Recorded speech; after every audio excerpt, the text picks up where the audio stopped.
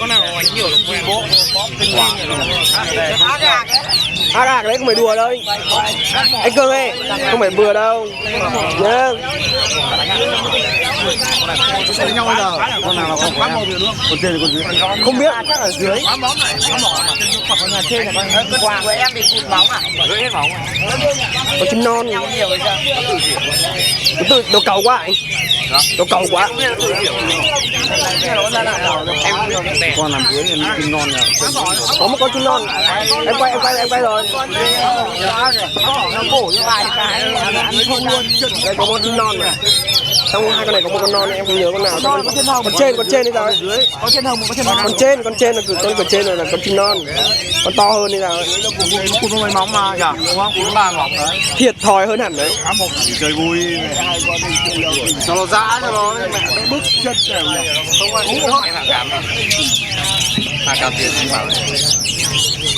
Đâm chim mình lúc nào trồng chim. cháu biết con nào của cháu Có chị ạ. con cười to hơn một con nhỏ con tải hơn Có bên phải không anh Cường ơi? Bên phải chim non này. Chim non nhưng mà chim non biết ngay. Con này.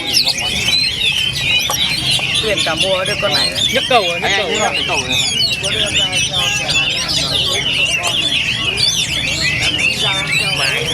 Anh kia. Anh yên tâm, nó đang căng rồi, mình không sợ đâu. chim lo là tâm mình ông này bằng mấy Tuần nào huấn luyện giờ chim ngoắn nhau lại hấp khỏe hơn. chơi tí quẩy cổ phát đầu quá là phá mỏ còn nó thả ra ngoài Con kia tức quá hot hơn. Bình thường nó mới đót đấy, nó đót từ đời nãy giờ, sợ lắm. quá mỏ kinh nhỉ rồi nó về nó bổ vào đầu thì mẹ nó bổ rồi Cốp. nó bổ vào sọ phá mỏ nó hơn đấy Con kia nó lợi thế nó có móng thôi, còn con kia nó chinh chiến nhiều hơn đúng không anh? Anh cho đánh con này bao giờ chưa? Cho anh đánh bao giờ chưa? cứ thế nó bổ sọ Chứng tỏ anh tốt phết đấy kìa.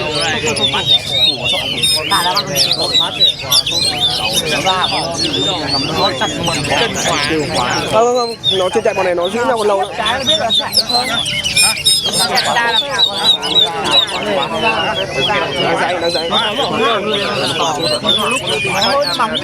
Hơn móng nó quá tốt rồi. em ơi anh đi có việc rồi anh không có nhà nhá Năm ơi kéo chạy nó mất đời thế rồi quanh mặt cửa nó đã mua cái đàn rồi Thôi về em up lên YouTube em up lên cho yên tâm. có chạy được hai em cái mặt cổ đá bóng này có mặc bikini nhảy sách bên cạnh ấy mới không chơi đấy chơi lại đấy xa được cái đòn này Đấy, ui rồi. còn này kéo trời cổ lắm Ra được rồi cả. vẫn nói chứ Vẫn đánh làm sao mà chạy được. Lại khóa tiếp rồi, khóa lại hết. đầu này dày đấy con ở trên đấy con to nhưng mà sớm mới muộn thôi Không ra chân chân nó vẫn con đấy nó quá nổi lên rồi, lên Đây được rồi. Nó bứt ra, nó bứt. biết giờ hoành trước đều chạy đi. Không, nó chạy làm sao con này nó ly đòn hơn, con này nó ly đòn hơn, con này có 5 rồi ạ. Con kia chim non. Con chim non vụ này. tại vì kéo đứng được dậy nó đè nằm dưới rồi nó quá kém hơn mình nó đéo có móng này nó gãy là dưới mắt ra là đà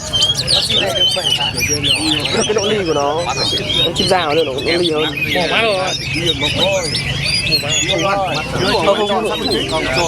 Rất ít trận đánh cho em thủng mắt, ít là nó đục mắt khó lắm. sống làng này em lấy cho 5 quân chế trên toàn phần Non thôi. Thật kệ nó đánh 5 phút đấy anh Cường ơi, 5 phút đấy. tỏi gái phải tỏi gấp như mình nữa, tỏi nhau tỏi gấp như chạy mà chạy. Chưa chạy đâu, Chưa chạy đâu, con kia nó liếm rồi, con kia nó có tuổi rồi. Nhưng nó phải vài năm rồi. Mà gan như thế thì đánh Con bánh tẹt thì con đánh con non. bị khóa lại đấy. Đúng rồi. Khóa lại đấy. Khóa lại rồi. Khóa lại chạy. Một chân nó phải đánh nó mới cô đây. Trải qua bao nhiêu trận mạng.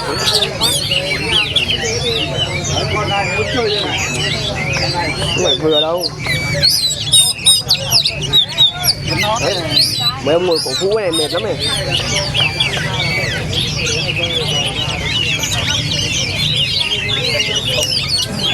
Nhìn vô. 7 phút rồi. 5 phút vào 6. 5 phút rồi. 5 phút, 5 gần 6 phút rồi. Còn tính chưa tính mình lúc mình chưa tính quay chưa quay đâu.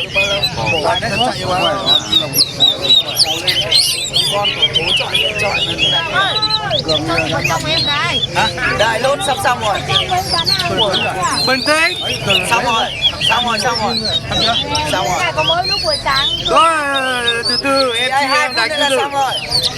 Quay mới chưa 10 phút rồi. 2 phút nữa là xong. Quánh cái này nó phải 70 phút nữa mới xong. Chú anh có vào cửa nào không à?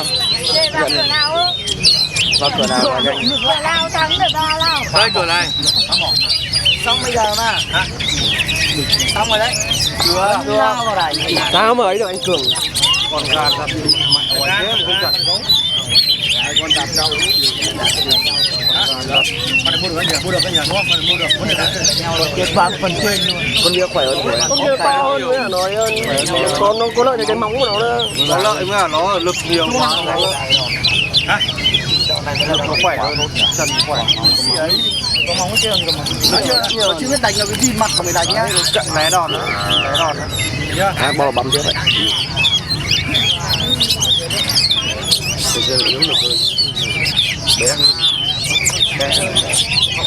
7 phút rồi đấy.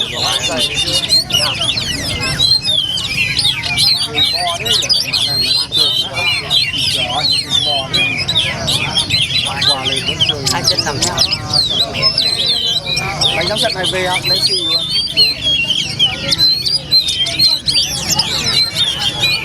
Sâu quá không? 10 phút thôi nhá. Đấy, cầm đông đấy. Hết giờ đi, mẹ sợ đi chết chim, mẹ ăn chơi sợ đi chết chim. Hả? Cái phát mồm kia này nó kia chạy luôn. Lành lực. Mình là ngọt đánh nhau đánh con ngọt đấy. Còn để chân quá chân quay chân phèo. Xong chưa? Xong chưa? To đấy. Cường nối giờ hết lực rồi nhưng mà lại hết lực rồi. Nhiều lúc mà nó nổi đâu, nó mổ vào lỗ tai hoặc là chạy luôn. Gà nó quạt vào. Đứng đầu như Cái là cánh lúc nào cũng vòng ra. quánh khôn nhỉ, không mắt không cổ đâu. Quánh vào đầu không khoái vào quánh vào hai bên lườn. Chưa chạy nhanh rồi nó quá vắt ngược lại đánh rồi đây con này thì quá mỏ quá đầu để nó toàn mỏ nó đè vắt ngược lại không chạy được bắt tiêu lườn rồi chạy được lốc năm ngoái năm kia có con nó rồi chết lông phục lục không chết như nào con nó tiêu lườn rồi đè vào học đó là Rộng còn chói đứt nữa. Con này lì vết nhỉ? phần gì nhỉ? Con này chứng tỏ đánh nhau rồi đúng không? Lời thứ hai Đánh rồi mà nhìn con chim kiểu là biết này. chim gan Nó ly không thì nó có chạy rồi. Nếu mà con này nó chưa đánh, con này chạy lâu rồi. có phải gan thì nó tốt rồi và chả có gì hút máu nhiều vào cái đấy đấy bổ lại đấy đấy Đừng đua. Mấy này cứ ngậm chân nữa. ha hai khóa một Nó cắn chân. khóa này cái bộ rồi nó khóa một thôi cường khóa rồi Khóa lâu nó mà nó chặt lại. con cường khóa rồi con cường ngay rồi hay tài rồi úi rồi tận úi rồi quánh đắt người úi bắt bổ rồi Ăn có gì rồi tay. úi rồi học mất rồi lại khóa lại rồi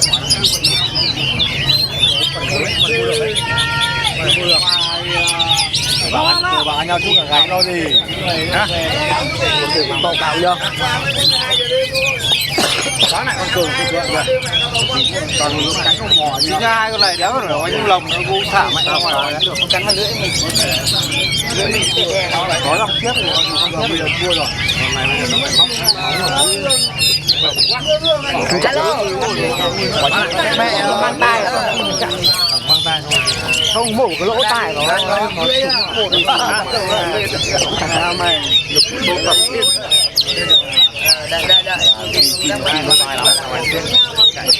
Chọc vào đầu này. Quá mổ.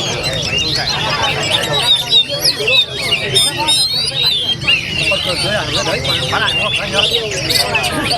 Con cường nằm dây đẻ rồi, con cường vừa xịt thua rồi. Giờ nó ăn lại Mấy thua rồi, nó quật lại kìa. Con mất móng ấy ở anh. mất móng mà run rồi chân run rồi. Còn đi quá nhỉ? Mất móng này làm ngọc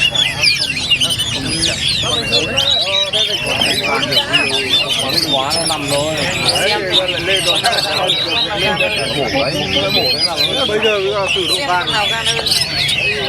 Cái đòn này thì nằm phơi bụng như là không người mọ nhanh. Chú cái khuyên đấy chú ơi, chú cái khuyên đấy. cái hàm này. Bảo ai có cái con khuyên đấy. Đây bên này chú này. Ở đầu. Bên kia đi chú ơi, bên kia đi cái đấy không bao một chuột đấy. Chạy làm sao? Quá mẹ rồi, đéo cho chạy. Quá chạy giữ mẹ chạy nữa. Đấy, quấy phát lượn là địt mẹ mình. Góc hai, đéo cho chạy luôn, biết ra ngoài. Nó cho chạy ra, nó đau rồi, nó kêu nó cho chạy đâu. Mắt quấy con lượn biết ngay. Nó mặt kìa, đúng vào mắt luôn. Chết luôn rồi. Nó chết luôn hả? Con này như con này như kia chạy lên mà nó chạy đâu. Mọc đầu ấy. Quả đầu ấy. Có con, kè chạy rồi. Chạy rồi. Rồi, xong rồi.